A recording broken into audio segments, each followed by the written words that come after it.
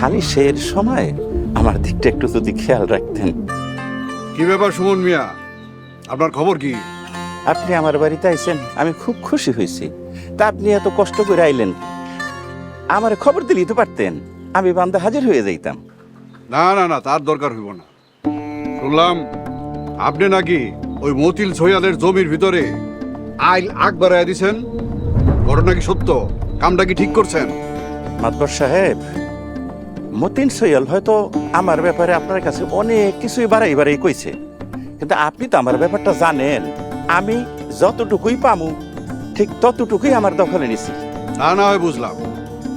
আপনি আপনার জমির কাগজপত্র নিয়ে রেডি থাকবেন, আমি দ্রুতই এর বিচারের ব্যবস্থা করতেছি। চল।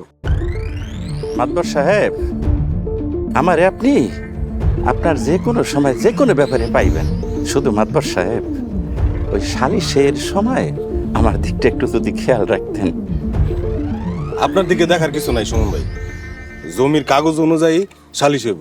এখন আপনি এক কাজ করেন, হ্যাঁ, আপনার গরুর খামারের সুন্দর গরুটা মাদাব্বর সাহেবকে দেখান। গরু পছন্দ হইলে তারপর দেখা যাইব কবে সালিশ করা যায়। ঠিক বলেছি না মাদাব্বর সাহেব? গরু আছে নাকি খামারে? আছে। হ্যাঁ মাতবর সাহেব, আছে আছে আছে, আসেন।